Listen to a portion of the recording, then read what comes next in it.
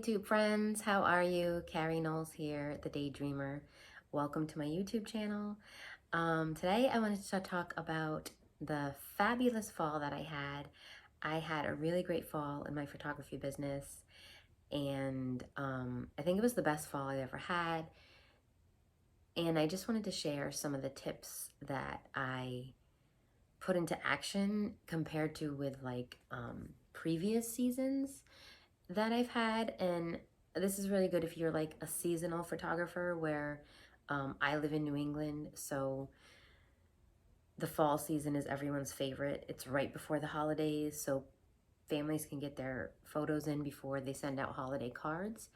And it's just a really pretty time of year here. And it's very popular because it's like right before the weather gets really cold. So I actually usually start in like August.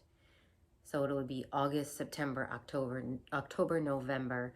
I don't like to do November that much because now it's starting to get colder.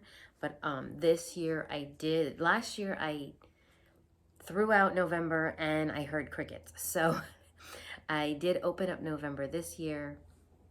I'm still tweaking that. So there are things that I also learned that I still don't want to do. But in this video, I want to particularly hone in on things that I've learned in the past that I did do and that worked out this season. So the first one is work within your circle of influence. Now, I heard this from a book. It's called The 7 Habits of Highly Successful People, I think. I will put that in the video. I just can't think of it now. Yes, I love this book. I probably read it about 6 years ago, maybe. There are a lot of, I love reading. I love books. There's a lot of books that have definitely helped me out, business-wise and personal. So I can name hundreds of them, but I think particularly to my business, this is probably the most effective one, especially this fall. So one of the tips that really helped me was working within your circle of influence. So basically, for me, that was Facebook. Your circle of influence is like, who do you have in your life right now that is supporting you and that would, you don't want to put it out there as if, okay, they're going to buy from my business, but like starting within your circle of influence means like your friends and family right now, or acquaintances and networking, business networking, who support you and follow you and basically cheer you on, like your cheerleaders, right? But the idea is that they may know someone or share your post or your business and refer someone else to you. And I think he goes into how to widen your circle of influence. But if you start there, like start where you're at, start before you're ready. These are other quotes. I'm not sure if it's from this book or other books, but basically start where you're at. Like, you don't have to go and do all kinds of marketing and pay all kinds of money and try to advertise to strangers. Just start where you're at. Start within your circle of influence. I think I'm actually going to read this book again because now I'm in a different place. So every time you read something, you take something else from it. My cat is right here. I'm sitting on the floor for this video because my cat like always wants to be a part of it. So she's shaking the camera and scratching the ottoman and causing a fuss. But yeah, every time you read a book, you're going to take away different information that maybe you didn't catch before. So I should probably read this one again. But yeah, this is a really, really beneficial tip that I have been using and really changed the way I look at things. I could do a whole nother separate video on marketing and everything like that. And I have some free workshops and stuff that I'm going to post links to. But for now, let's just focus on these. So my first tip is to work within your circle of influence. All right, my second tip is know your market. So where you live is your market. If your business is to see people in person, and mine is going out and doing a photography session in my community. That's a real market. It's not an online market, it's a physical market. So my market, I considered my market to be my county. So if you look up the median income in your market, in your area, your community, your city, county, or state, or maybe tri-state area, and then find out like how much money are they spending in this particular area of what your business is considered. So photography and art is considered a luxury service. So the marketing statistics are people spend like 1% of their income on luxury services. So now that's not to say people cannot go above and beyond that, but if you start there and then you have an idea, like a realistic idea of what's going on in your area, and there's other things you can research too, but then you would want to decide, like, are you going to do low volume, high end pricing, or high volume, low end pricing, right? So I think getting those facts and statistics down to give you a good idea, especially if you're starting somewhere or if you're starting over and you don't have like a list of an email list of celebrity clients or something. So that was another thing that I changed this season.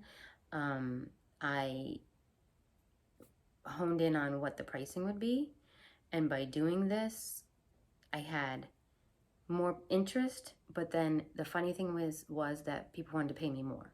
So because I priced my sessions properly according to my area's median income, once I put it out there, they were interested, but then they actually wanted to pay me more. So it worked out really great. Oh, the other thing about this is once you've decided that, a lot of things have to do with mindset. I don't know if you're into like mindfulness and manifesting. I certainly am. Once you've decided on your price, make sure that you're confident in your decision and your ability to make this happen. So I think that's a large part of my success this fall, is that I was really confident about it. I was posting all the time.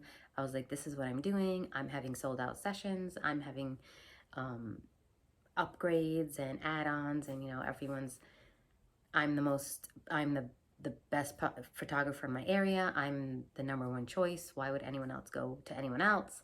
I was, you know what I mean? I was confident and I didn't look at the competition. I'm my own competition. So I'm doing better now than I did before when I was hearing crickets, right? I'm not hearing crickets anymore. So that was tip number 2, know your market. Number 3, place yourself as the expert in your community.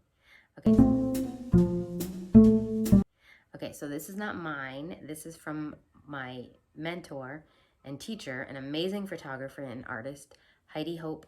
If you haven't heard of her, I will link her information below because I'm actually an affiliate for her courses and learning platforms. So I will post myself as an affiliate and you can check out her courses. After I took her first course, it was probably like 7 years ago, I literally made my first $2,100 sale in less than a month. And it was so funny because my youngest son was probably like 15, and my oldest son was going to school to a university in Greece on the island of Crete. And my youngest son was about 15. So, when we're kids, like our realities are like a little bit distorted. So I came home and I was like, hey, you guys want to go to Greece, right? So I took that money and took them, the 3 of us went to Greece, put it towards our trip to Greece to see their brother. But he tells this story about how I came home with thousands of dollars and brought them to Greece. It was only $2,100, which doesn't seem like a lot now, but then I was a single mom. I was raising 3 boys, and my oldest was on financial aid and everything and had gotten scholarships. So we didn't have a lot of money. We had never been out of the country together. And anytime we traveled, it was in a car. Like they had never even been on a plane. My youngest 2 had never even been on a plane. So it was a pretty big deal to them. But yeah, I love Heidi, and that was my first story after taking her first class, one of her first photography courses and creativity courses. She does art and painting, creativity, mindfulness, manifesting. She like has a whole platform. So that's my story about that. Let me just see if I had anything else. Okay, so yes, under this umbrella, place yourself as the expert in your community. So what does that even mean? It means that you're posting, you're showing up, first of all. And I think I might have talked about showing up in one of my last videos. You're showing up, whatever platform you feel the most comfortable on and wherever your circle of influence is living. For me, it was Facebook. I'm 47, and so I'm a Gen X, and we show up most on Facebook, like generally speaking. I can talk about Instagram another time if you have Instagram questions, but for this particular fall, all of my clients came from Facebook and from a high school I had, which I'll talk about as well. Tip number 4, which is to get organized. So one of my circle of influences is a high school. For about 5 or 6 years, I've photographed a small charter high school. It's in my community college, so there's usually not even 80 kids. This year it was 78. So I called in reinforcements, and I made the most of this photography booking site that I've had for years, but I've only been on their free plan. So I made the leap and subscribed to their lowest pricing plan. And then within less than a month, I upgraded to the next plan because I was doing so well. But the platform is called Pixieset, and I'm not an affiliate, but I think they do a referral program. So I will link it below. I'll probably link it under affiliates just in case. I don't get any money, but I think they do like a referral discount or something if someone signs up. Yeah, so Sparky's gonna join the party again. So I upgraded my membership. So all of the parents, so if I photograph 78 kids, now I go to the school, I take their photos, I edit their photos in Lightroom, and then I upload them to Pixieset, and they each have their own gallery, and they can order, they can pay, they can order prints, they can download digital images. I can email them from there, so it actually looks more professional, like I'm emailing them from this site, as opposed to like a personal email under my name. So it was so beneficial, and it just made me look so much more professional. It streamlined everything that the office, the administration, and the school had to do, which made me look even better to them, right? Because in the past there's always been like a little bit of chaos, like parents sending checks to the school and envelopes of cash and asking questions. And so I asked the administrator like a month ago, I'm like, how did this work out for you? And she's like, oh my gosh, like 100 times better, So I was really happy that I did that. But yeah, I think getting organized and looking professional is really important. Okay, so my 5th tip is don't leave any money on the table. So this was a big change. All of these that I'm telling you are like changes, whether slightly or significantly, than I've done in the past.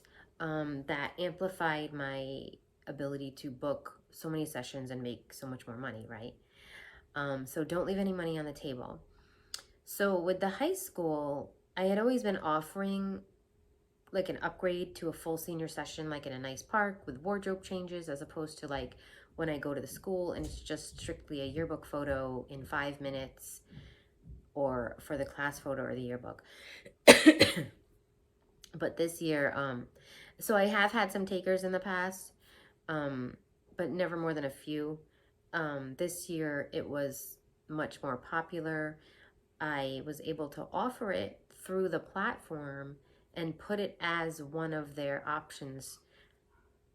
Like, let's say they were to order an 8x10 print. Okay, in their shop, they have a shop. On Pixieset, you can have a shop. So in their shop, it included this upgrade. And then they could choose from 3 local parks. And then they could change 3 times. And then I also included family members. And I've had seniors bring their dogs before, so I included pets. And then I could write on the booking like what's included, and they could pay me from there. And so that was much more popular this year. And I think tip number 4 in being organized allowed me to make the most of that, like elevate that offer and not leave as much money on the table. I think that leads nicely into number 6, which is doing what works for you. Starting December 1st, I turned off the prints. Now parents can order their digital images if they want to. But for me, like, I'm not going to keep going back and forth ordering these prints. Like, they had 2 months to order prints. So now they can still access their child's photos, but they can digitally order them and then print them wherever they want. So 2 cats. Toffee's over here now upset that he's not included. So yeah, I've learned a lot about what works for me and what doesn't work for me. Even this past fall, even though I was very successful, the major thing that did not work for me was this one location that I had stopped going to, and I wavered. And well, 2 things I wavered on, because as I said, I had heard crickets. So I wavered on going in November, which is cold and windy and terrible in Connecticut. And then I wavered on this one site that I don't like because the lighting is really harsh. It's really messy. There's branches and trees. And okay, now Toffee's underneath this camera shaking it. So those are 2 things that did not work for me. But here's the thing. I stopped doing them in the past and I heard crickets. So everyone likes this site. I'm trying to make the most of it, but I think maybe next year. So one thing I could do would be to start marketing in July instead of August. Like if I want to move everything up, then that means I have to move the marketing up too, right? So if I want to move everything, and I started marketing in August and I had to go into November, maybe if I start marketing in July, I can just finish October 31st. So that will be my experiment next year, right?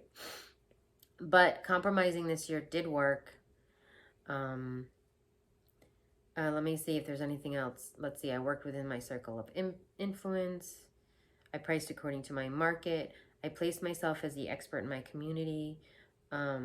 Pricing according to my market. I have one thing I didn't mention before is that by doing that, people tipped me. Clients asked to bring extra family members like grandparents, and then just paid me more, even though I said yes and didn't ask for more money. People placed additional orders, or ordered like the whole digital download package, so that's one thing that worked for me as far as that's something that really worked for me as far as marketing, is that since I was priced and I didn't take on too many sessions that I couldn't handle, placing myself as the expert in the market, people felt they could trust me. They knew me. They're like, oh, of course I would use her. Well, I didn't even know she was a photographer, right? I know her. Being organized and having that platform allowed people to pay me easily and to look at their photos easily and order things easily. So making things easy is a really big deal when you have a business, because you want to make it easy for them to pay you, easy for them to trust you, easy for them to see you're professional and organized, easy for them to follow you, easy for them to pay you. I stopped leaving money on the table. The truth is, the more money I make, the better I can serve my clients, right? With better equipment, better online services, and then ultimately a better energetic me, because I'm not wasting my time doing things I don't want to do, or being disorganized, right? So those are my tips for how I had the best fall of my photography career and how to make the most of your seasonal photography sessions. If you have any questions, leave them below. I will leave some links. I just posted some free courses, and I'll leave my affiliate links below as well. Bye.